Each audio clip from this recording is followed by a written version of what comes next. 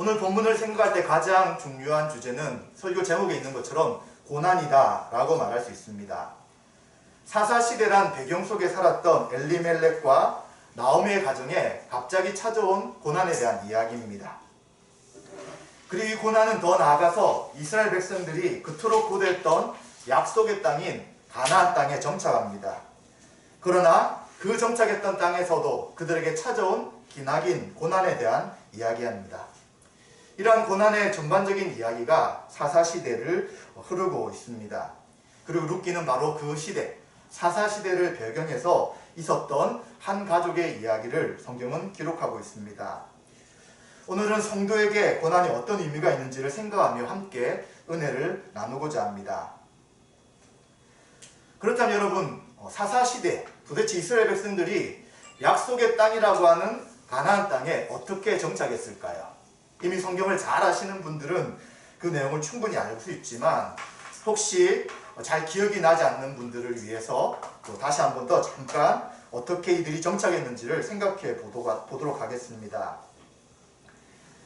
사사들이 다스리던 땅은 바로 가나안 땅이라는 것입니다.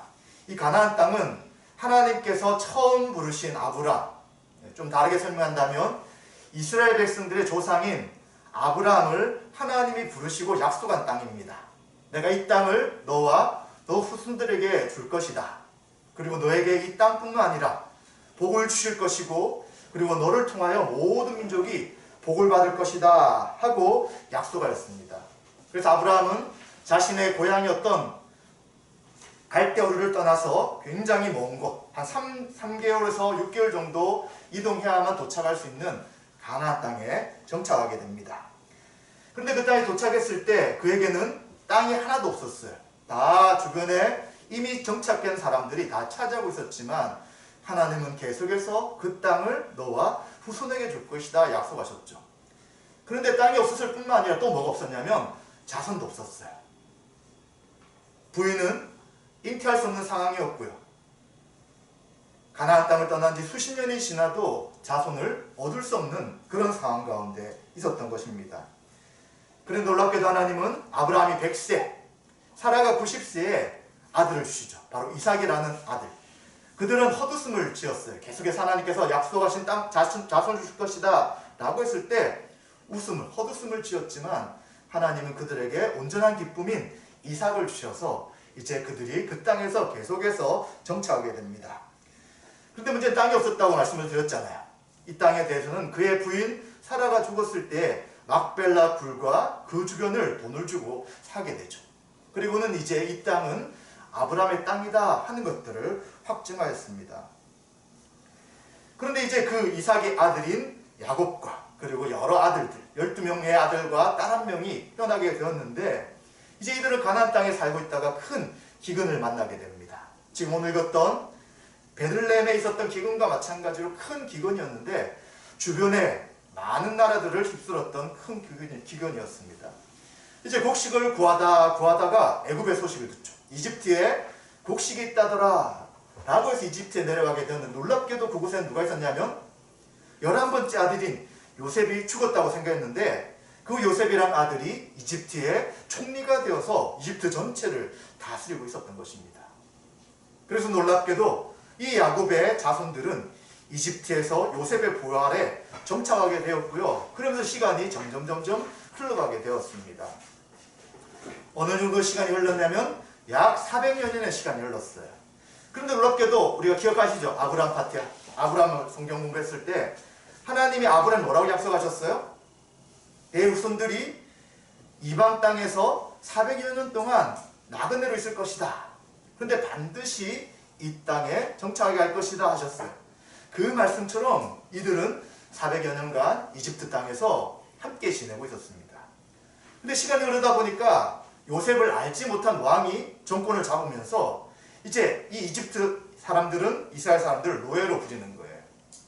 피라밋을 만들고 이런 대공사를 할 때 이집트 사람들은 이스라엘 백성들을 노예로 삼아서 막 부려먹는 것이죠. 이들은 너무 고통스러웠습니다. 그래서 하나님께 부르짖죠. 하나님, 우리의 고통을 들으시고 우리를 해방시켜 주십시오 라고 부르짖었고요.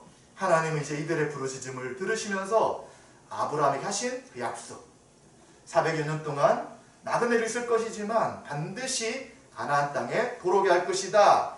그 약속을 기억하시고 이미 하나님 알고 계셨죠. 그런데 이스라엘 백성들이 이제 그 땅에서 벗어나도록 부르짖을 때를 기다리셨던 것이죠. 그리고 하나님 한 사람 보내십니다. 물에서 건진받았던 모세. 이 모세를 통해서 파라오, 성경에는 바로라고 하는 이집트 왕에게 가서 우리 백성들을 보내달라라고 이야기하죠. 결과는 어떻습니까? 네, 절대 그럴 수 없다라고 하죠. 그래서 하나님은 10가지 재앙을 통해서 이집트와 그리고 바로를 심판하시면서 내 백성을 이끌어내라는 그 명령에 굴복하도록 만드시는 것입니다. 그래서 남자만 60만 명이었고요. 아이들, 여자들 다 친다면 한 200만 명이 되는 수많은 이스라엘 사람들이 홍해를 건너고 광야에서 하나님의 메추라기와 만나를 먹이시는 은혜로 이제 그들이 드디어 가나안 땅 앞에까지 코앞에 오게 됩니다.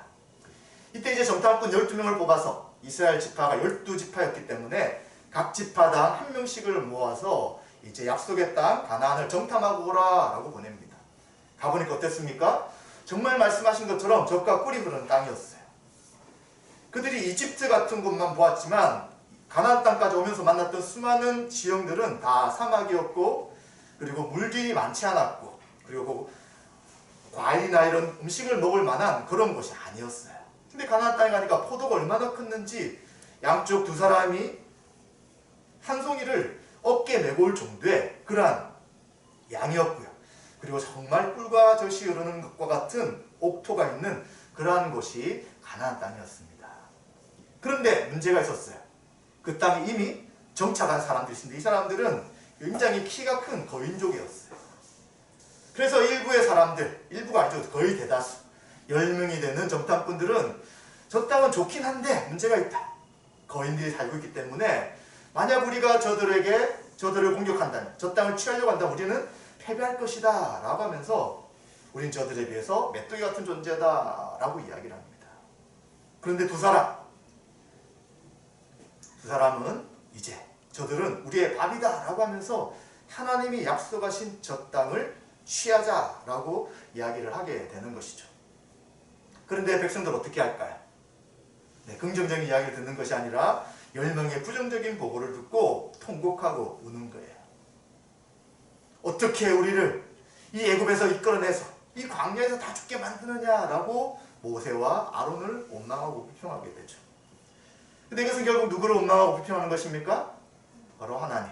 여호와 하나님을 원망하고 불평하는 것이기에 하나님은 그들을 징계하시고 그리고 그들이 40일 동안 정탐했는데 이제 광야에서 40년 동안 방황하다가 모든 1세대들은 다 약속의 땅에 들어갈 수 없다라고 이야기하십니다. 그리고 이제 그 이후로 이스라엘 백성들은 40년 동안 광야를 헤매다가 결국은 1세대는 다 죽고 모세마저도 죽고요. 그리고 이제 여호수아와 2세대들이 약속의 땅에 들어가서 드디어 정착하게 된 것이죠. 얼마나 감격스럽겠습니까? 수천 년 전에 아브람, 이스라엘 백성 조상인 아브람이 하신 그 약속을 하나님께서 성취하셔서 드디어 우리에게 땅을 주셨다 라고 말씀하니까 얼마나 그들은 감사했겠습니까? 그리고 이제 그들은 정착해서 12지파에게 맞도록 땅들을 다 배분합니다. 그리고 그곳에서 살되 약속이 있었어요. 이 가나안 땅이라는 의미는 뭐냐면 하나님이 왕이시고 그 하나님의 통치를 받는 백성들이 하나님의 뜻대로 살아가는 장소가 약속의 땅 가나안이죠. 그래서 내가 왕이라는 것들을 알려주기 위해서 내가 통치하고 다스림을 알려주기 위해서 율법을 주시는 거예요. 법을. 내가 원하는 법은 이것이다.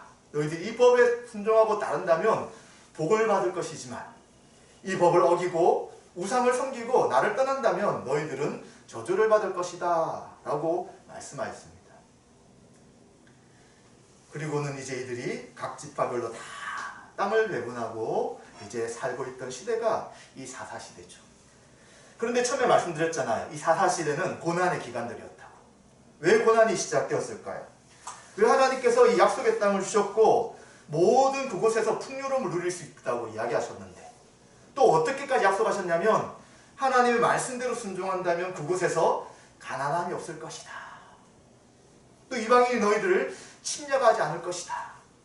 그리고 그릇에도 가득 음식 항상 있을 것이다. 이런 약속하셨는데 어떻게 그들 가운데 이러한 기근과 고난이 계속 찾아왔을까요?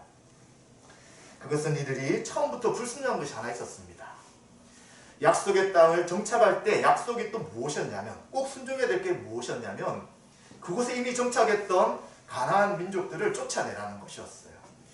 사실 지금 말한다면, 지금으로 생각한다면 어떻게 그 땅에 이미 살고 있는 사람 쫓아내는가? 이것은 굉장히 윤리적으로 부도덕하다라고 생각할 수 있지만 이미 하나님이 아브라함에게 약속하신 땅이었고요. 그리고 문제는 그 가나안 땅에 우상 숭배, 하나님이 싫어하시는 죄가 가득 차 있었기 때문이었습니다. 그래서 아브라함에게 시간을 400여 년 정도의 시간을 준 이유는 무엇이었냐면 그 땅이 죄가 가득 차서 하나님이 심판하셔도 아무런 문제가 되지 않을 그 시간을 기다린다라고 성경은 이야기하고 있는 것이죠.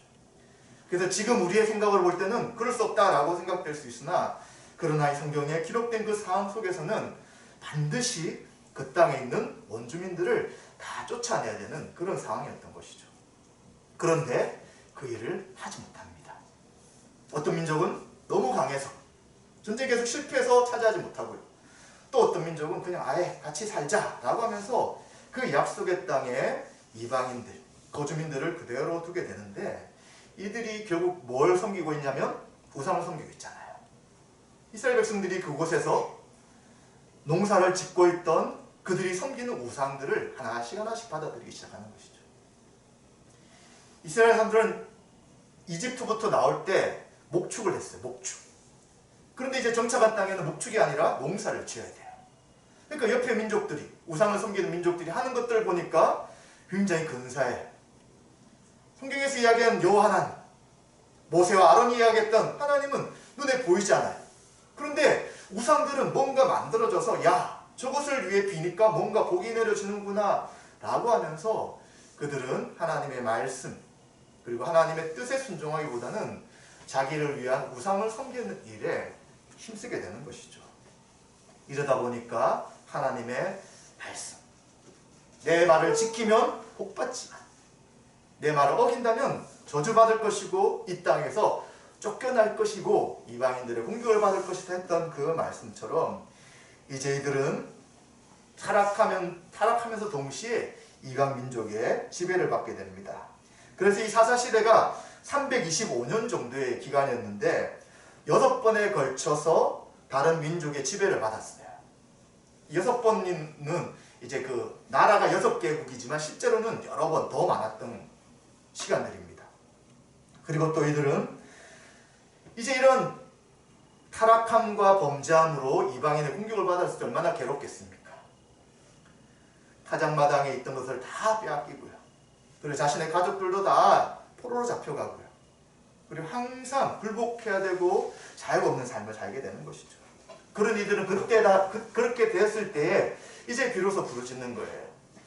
여호와 하나님, 우리가 범죄하였습니다. 우리를 용서해 주십시오. 라고 울부짖게 될 때 이제 하나님 누구를 보내시냐면 사사를 보내시는 거죠. 그래서 이러한 325년 동안 하나님은 12명의 사사를 보내셔서 이스라엘 백성들을 구원해 주시고 자유를 주십니다. 근데 또 어떻게 될까요? 좀 편안한 시간이 길어지면 30년, 40년, 50년이 지나면 또다시 주변에 있는 우상들을 받아들이고 또 하나님을 배신하게 되는 것입니다. 그리고 그들은 또 지배를 당하고 고통을 받으니까 하나님께 부르짖게 되고 이러면서 이것이 계속해서 반복되는 것이 바로 사사시대의 그 모든 325년의 그러한 기간이었던 것을 우리는 생각해야 됩니다.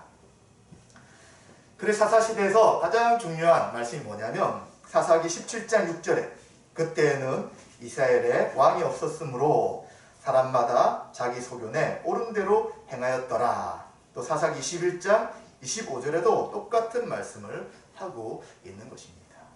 원래 왕이 누구였습니까?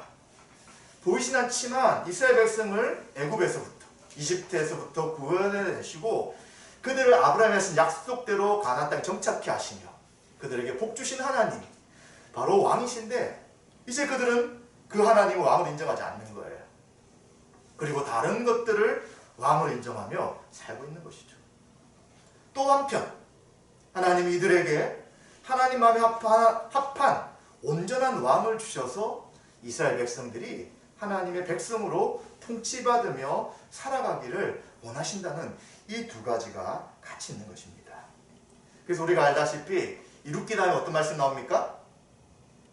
네, 사무엘서가 나오죠. 사무엘 3과 사무엘 4가 어떤 이야기가 있냐면 이제 왕이 없던 그들에게 왕을 세우게 됩니다. 사울은 하나님이 원하는 합당한 왕은 아니었어요. 마음에 합한 왕은 다윗이었죠. 그리고 다윗과 솔로몬을 통해서 이제 이스라엘 백성들이 가나안 땅에서 하나님 약속하신 것처럼 풍요로운 삶과 하나님 온전한 통치 가운데 살아가는 것을 경험하게 되는 거죠.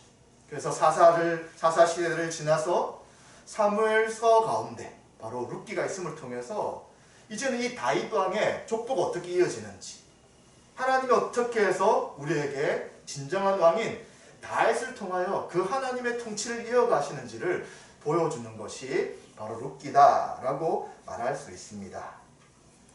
자, 서론이 조금 길었습니다. 네, 사사기에 대한 간략한 설명들을 좀 드렸고 이제 본격적으로 룻기에 대한 내용을 좀 살펴보도록 하겠습니다. 1절에 보시면 사사들이 치랬던 때, 사사들이 다스렸던 때다라고 분명히 이야기하고 있습니다. 근데 그 땅에 무엇이 됩니까? 흉년이 들어요. 흉년이. 자, 앞에 설명을 해드렸잖아요. 약속의 땅에 하나님 말씀대로 살았다면 흉년이나 이방민족의 침략을 받을 필요가 없었습니다. 그런데 이들은 325년 동안 계속해서 하나님 말씀을 어기며 자신이 스스로 왕이 되어 살았기에 이 사사시대에 없어야 될 이 기근이 지금도 그들에게 찾아온 것입니다. 그런데 이 기근으로 인해서 유다 베들레헴의 한 사람이 그의 아내와 두 아들들을 데리고 모압 지방으로 가서 거류하였다라고 이야기합니다. 여기서 엘리멜렉의 가족이 등장하고 있는 것이죠. 그런데 그들은 모압 지방으로 내려가게 됩니다. 어디에 살고 있었다고요? 베들레헴에 살고 있었어요. 베들레헴은 빵집이라는 그런 뜻이 있어요. 그래서 굉장히 빵이 나오기 때문에 먹을 것이 많은 그러한 장소가 베들레헴인데 이 베들레헴에 흉년이 들어서 살 수가 없는 상황이 된 것입니다. 그리고 이 에브랏에 사는 사람이다 라고 했을 때 이 에브랏도 베들레헴의 옛 이름인데 이것 또한 마찬가지 뜻이에요. 수확이 많다 하는 것입니다. 수확이 많아서 너무나도 풍요롭게 살 수 있었던 그 땅에 기근이 생겼고 더 이상 이 땅에 머물 수 없어서 에비멜렉의 가족들은 모압으로 이주하게 되는 것이죠. 모압은 요단강 동편에 있는 땅이었는데 이 모압 기억나시죠? 창세기 했을 때 암몬과 모압이 누구를 통해서 나게 됩니까? 네, 룻이 이제 소돔과 고모라의 심판 가운데 도망가게 되죠. 이 두 딸과 룻만 남게 됩니다. 그런데 두 딸은 이제 더 이상 결혼할 남자가 없다. 우리의 자손을 이어갈 사람이 없다라고 이야기하면서 아버지에게 술을 먹이고 첫째와 둘째가 이제 아버지와 잠자리를 하면서 태어났던 애들이 모압과 암몬이었어요. 근데 이 모압은 특히 어떻게 했냐면 이스라엘 백성들이 가나안 땅에 도착하려고 할 때 계속 그들을 방해하게 됩니다. 그래서 이들은 원수처럼 지내는 민족이었고요. 그리고 하나님께서 뭐라고 했냐면 이스라엘의 총회, 이스라엘의 모임에 절대 들어올 수 없는 민족이 모압 족속이다 라고 말했습니다. 그래서 이방인이 누구냐 라고 할 때 모압 족속을 이방인으로 칠 정도로 굉장히 사이가 좋지 않는 그러한 민족이었어요.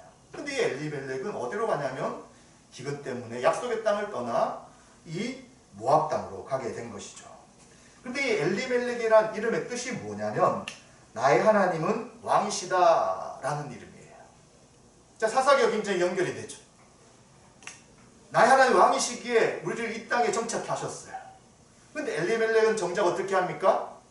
기근을 만났을 때 약속의 땅을 버리고 또 하나님의 뜻이 어디 있는지 묻기보다는 그냥 살 길을 찾기 위해서 모압이라는 곳으로 떠나버리는 것이죠.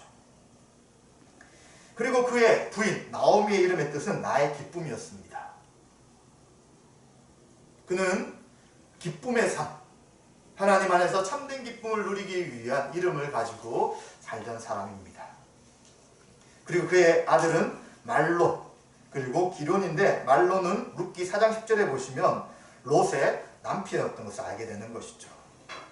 그런데 이 말론이란 이름의 뜻은 병약한이란 이름의 뜻이 있었어요. 또 이 단어를 찾아가 보면 보석이란 뜻도 될 수 있어요.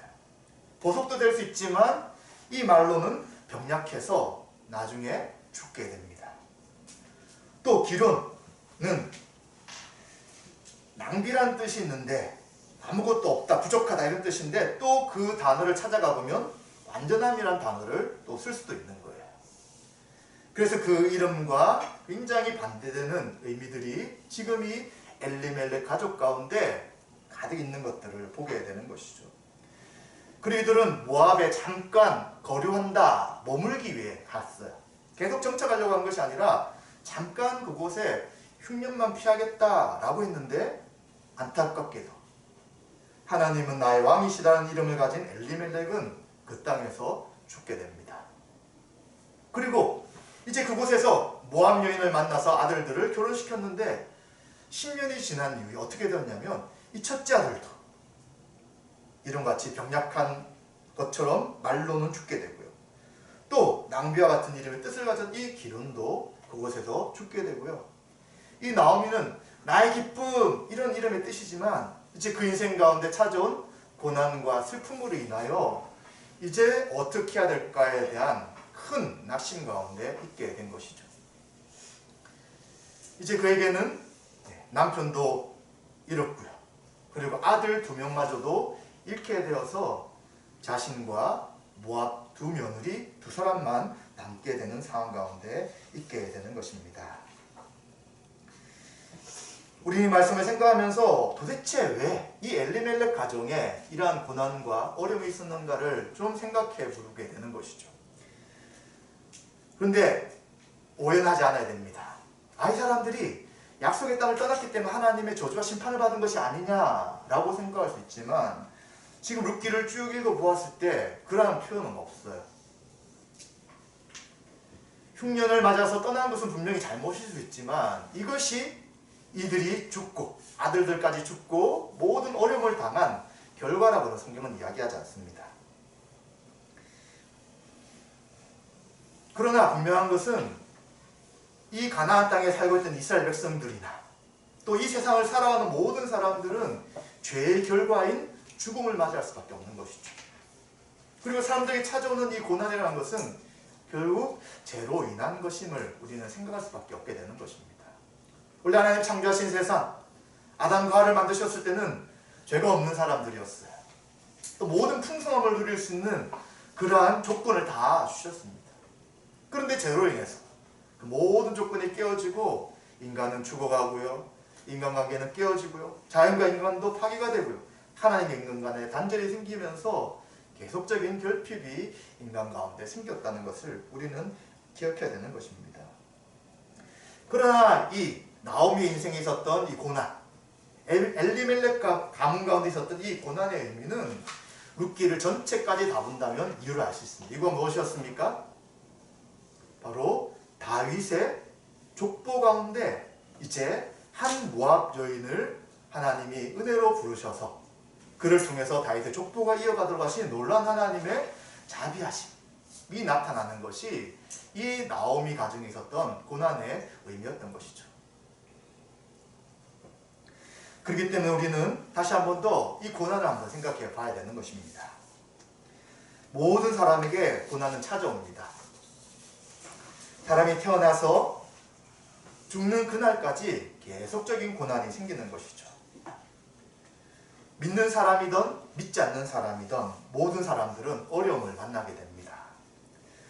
그런데 이 어려움을 만났을 때 믿지 않는 사람들은 신앙이 없으니까 자신 스스로 이 고난들을 헤쳐나가려고 하죠. 그리고 또 어떤 사람들은 금방 좌절해버리게 됩니다. 그런데 신자는 이 고난을 어떻게 하려고 합니까? 사실 대부분의 신자들, 또 대부분의 사람들이 이 고난이 다가올 때 피하려고 하는 것이죠. 우리는 신앙이 있으니까 하나님 앞에 기도합니다. 이 고난, 이 어려움들을 없게 해주십시오. 원래 상태로 돌아오게 해주십시오 라고 기도하고 하나님 앞에 나갈 때가 많지만, 그런데 결과는 어떻습니까? 아마 많은 분들이 겪으셨을 거예요. 실제로는 크게 변화가 없을 때가 있습니다. 그리고 더 고통이 가중될 때도 있다는 것이죠. 그때 우리들은 이러한 것에 대해서, 이러한 고난이 증폭되고 계속 생길 때 하나님에 대한 오해를 하지 않아야 합니다. 왜냐하면 이러한 고난, 이것은 믿는 사람이든 믿지 않는 사람이든 죄로 타락한 세상에 살아가면서 당하는 일상적인 것일 수밖에 없다는 것이죠. 예수 믿으면 아무런 어려움이 없다. 성경은 절대 그렇게 말하지 않습니다. 하나님이 나와 함께 하시면 모든 것을 다 극복하고 승리한다. 네, 꼭 그렇지만도 않는 거예요. 그렇기 때문에 우선 우리는 믿지 않는 사람이든 믿는 사람이든 당연히 고난 가운데 있을 수 있다는 것을 인정하고요. 그러나 신자는 똑같은 상황 속에 고난이 있을지라도 대응이 달라지는 것이죠. 어떻게 달라집니까? 고난 속에 하나님의 뜻이 있다는 것을 우리는 알고 있는 것입니다. 정확하게 몰라요. 고난이 다 끝난 뒤에 어느 정도 알 수 있겠지만, 고난당하는 그 순간에는 이유를 잘 알 수가 없습니다. 그렇다면 어떻게 해야 합니까? 그 고난에 대해 성경은 인내하라 라고 이야기하는 거예요. 참으라 라고 이야기합니다. 그리고 참을 때 이제 우리의 인격이, 우리의 신앙이, 우리의 삶이 연단된다 라고 이야기합니다. 단련된다 라고 이야기하는 것이죠. 그래서 우리는 믿는 사람이든 믿지 않는 사람이든 만날 수밖에 없는 인생의 고난이 있을 때에 인내하고 또 견디고 연단된다는 것을 기억해야 되는 것이죠. 이때 우리에게 도움이 되는 것은 감사의 마음입니다. 고난을 당할 때 있던 것이 없어지는 거잖아요. 있던 건강이 없어지는 거예요. 있던 물질이 없어지는 거예요. 있던 기쁨이 없어지는 거죠. 그래서 없어진 것에 대해 우리는 초점을 계속 맞추게 됩니다. 그런데 우리가 기억할 것은 무엇이냐면, 나에게 고난으로 없어진 것이 있지만 아직 남은 것이 있다는 것을 기억해야 되는 것이죠.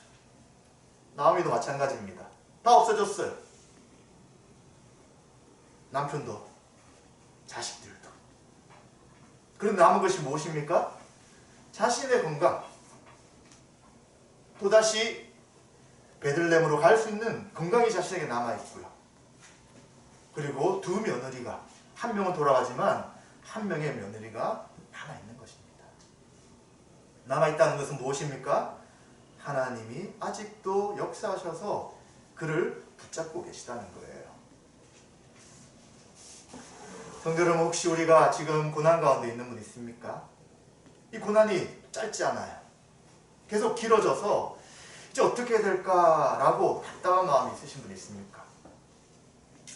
아니면 고난이 길 뿐만 아니라 하나가 마무리되는 것 같았는데 또 하나의 고난이 생겨서 자꾸 고난이 가중되는 분 있습니까? 이럴 때 우리 신자들은 하나님이 살아계시고 아직 나에게 남겨두신 것이 무엇인지를 우리는 생각하고, 이 고난이 우리를 낙심하고 절망케 되는 것이 아니라 더 하나님을 붙잡고 의지하는 그러한 과정이 되어야 될 것입니다. 그렇다면 이제 좀 더 생각해 보도록 합시다. 도대체 그럼 성도에게 왜 고난이 찾아오는가? 안 믿는 사람들은 당연히 고난 찾아오는 게 맞죠. 근데 우리는 예수 그리스도를 믿어서 믿음의 삶으로 살아가는데도 불구하고 왜 자꾸 고난이 있느냐라고 할 때에, 처음에 말씀드렸던 모든 사람이 당하는 고난 외에 또 신자에게는 또 다른 고난이 있어요. 그것이 뭐냐면, 예수 그리스도를 믿어서 사단의 나라에서 우리를 어떻게 인도하십니까? 그 사랑의 아들의 나라로 우리를 인도하셨어요. 그래서 이제 우리는 사단의 다스림과 통치를 받는 자가 아니라 예수 그리스도를 왕으로 모시고 그분의 통치를 받은 이 땅을 살아갑니다. 그런데 문제는 그 주님의 통치를 인정하지 않는 수많은 사람들이 우리 주변에 있다는 거예요. 그리고 사회 문화와 국가 조직과 대부분이 그 하나님의 통치를 인정하지 않는 것 가운데 세워져 있는 거예요. 기초는 하나님의 살아계시다, 또 성경의 기초 이런 것들이 있지만 실제 그것을 움직이는 사람들은 하나님을 인정하지 않는 사람들이죠. 그리고 성경은 뭐라고 하냐면 그 세력들 가운데 있는 존재가 사단이다, 영적 세력이다 라고 이야기하죠. 그래서 우리의 씨름, 우리의 싸움이 육체, 혈과 육에 대한 것이 아니라 정사와 권세와 이 어둠과 세상 주관자들에 대한 사단과 관계된 영적 싸움인 것을 분명하게 이야기하는 것입니다. 그렇기 때문에 이 땅에서 우리가 예수님 믿는 그 순간부터 우리는 계속해서 이 세상과의 충돌, 이 고난이 계속적으로 있게 되는 것입니다. 그래서 어떤 분들이 예수님 믿었을 때 잘 된다, 복 받는다 이야기 듣다가 예수 믿고 나서 집안에서도 어려움 당하고 친구들한테도 또 사회에서도 계속 어려움을 당하니까 너무 혼란스러운 분이 있었어요. 대체 왜 예수님 믿는데 잘 되는 건 하나도 없고 더 어려움이 생깁니까? 성경은 뭐라고 하냐면 이제 주님의 통치 가운데 있기 때문에 그 통치를 거부하는 세력들로 인해서 당연히 어려움이 생길 수 있다고 말하는 것입니다. 누가 먼저 이런 고난거림을 당했습니까? 예수님이죠. 예수님이 이 땅에서 하나님의 아들로서 왕으로서 오셨지만 아무도 그를 환영하지 않았어요.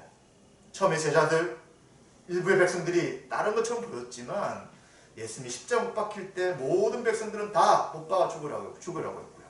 그리고 그의 제자들도 예수님을 다 배반하고 도망가 버렸습니다. 아무도 예수님이 죽을 때 그 예수님을 돕고자 하는 자는 없었어요.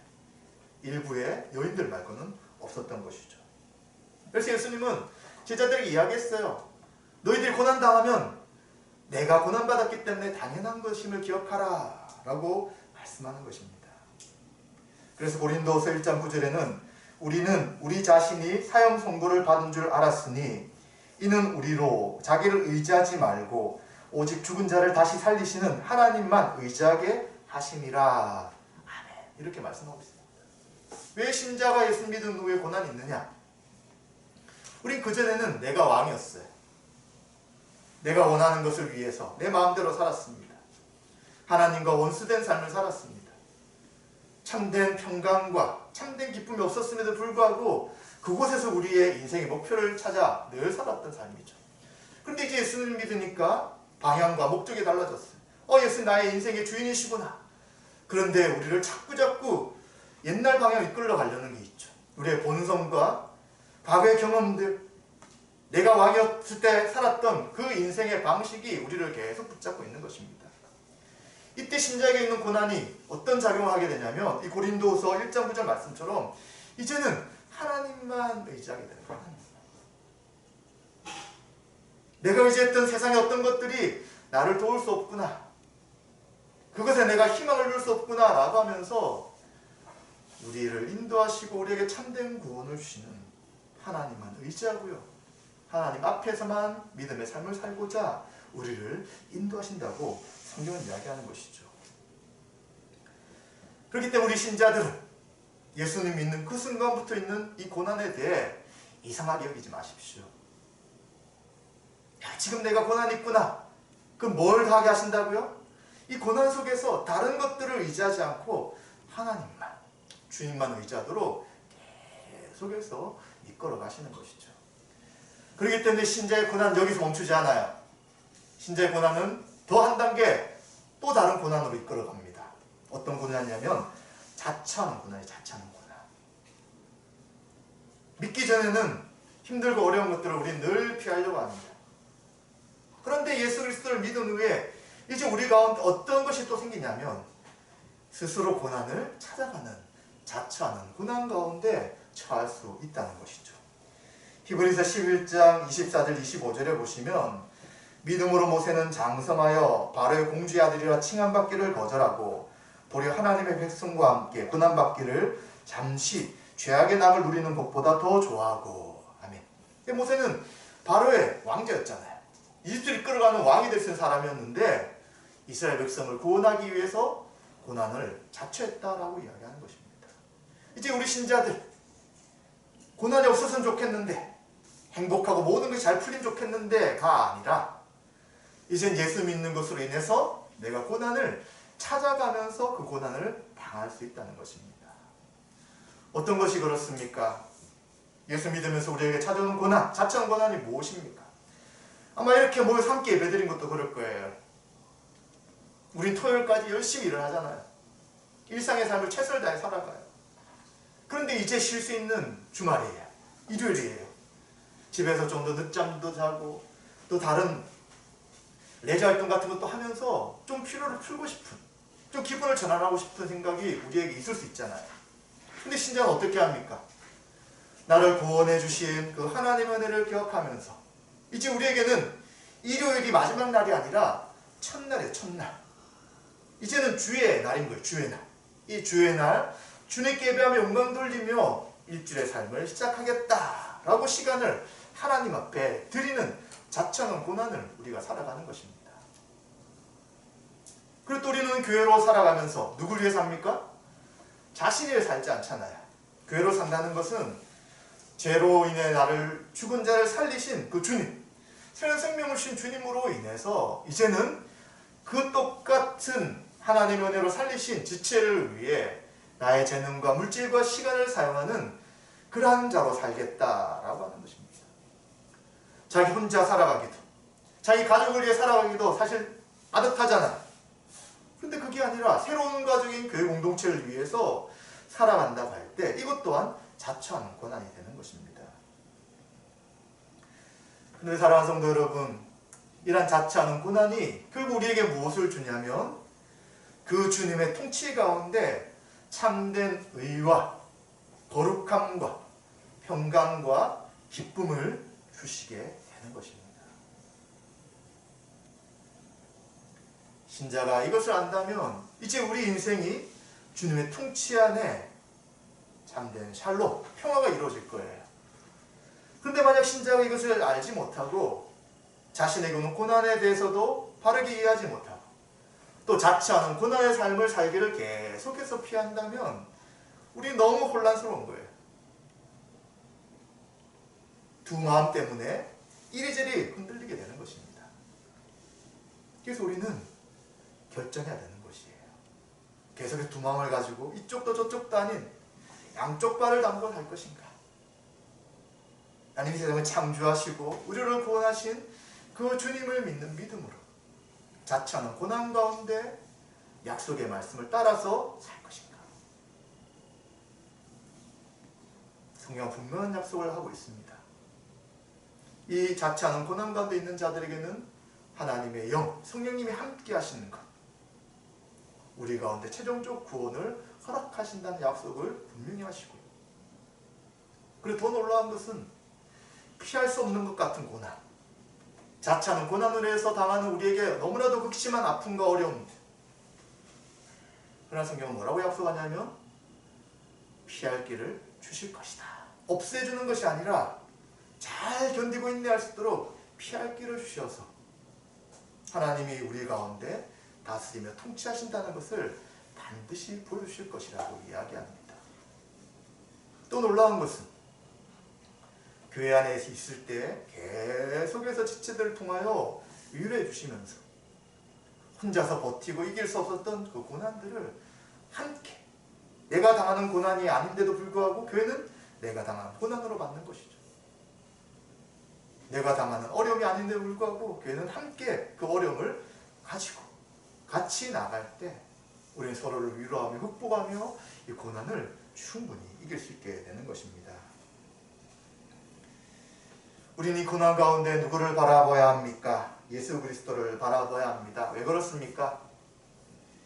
예수님은 이 모든 세상 사람들이 죄의 결과인 형벌 가운데 살아가고 있는데 예수님은 우리가 받을 형벌을 대신 받으신 것이죠. 예수님은 우리의 연약함, 우리의 질병, 우리의 죄악, 약한 모든 것을 짊어지시고 우리를 위해 형벌 대속적 죽음을 죽으셨습니다. 내가 죄의 결과 심판을 받았지만 예수님이 대신 심판을 받으셨고요. 예수님 대신 하나님의 저주가 되셔서 십자가에 달려 죽으셨습니다. 이제 고난은 뭐 어떤 의미가 있다고요? 그리스도 안에서 우리를 연단하고 단련하여서 죄를 멈추고 하나님만 의지하도록 하는 것이 바로 고난의 의미가 되는 것입니다. 우리가 당하는 고난 힘듭니다. 또 당장 끝나지 않을 것입니다. 그렇기 때문에 우리는 계속의 소망을 어디에 둬야 되냐면 주님께 소망을 두고, 이미 주님께서 이 모든 것들을 다 담당하셨다면 그 주님이 계속해서 우리를 이끄실 것에 대해 온전한 소망을 둬야 되는 것이죠. 그리고 주님은 반드시 위로하실 것입니다. 그리고 성경은 분명히 약속하는 것이 끝까지 견디면 구원을 얻을 것이다. 끝까지니까 조금 이게 좀 마음에 부담이 될 수도 있죠. 그러나 이 끝까지라는 것은 나 혼자가 아니라 주님이 우리 함께 하셔서 이 끝까지 갈 수 있도록 우리를 넉넉하게 인도하신다는 것입니다. 그리고 교회가 함께 할 것이고요. 또 피할 길을 주시는 그 하나님의 능력을 잊지 않을 때 성도가 당하는 고난과 자처하는 고난에서도 우리는 감사하며 찬양할 수 있는 것을 꼭 기억하시기 바랍니다. 말씀 마무리하겠습니다.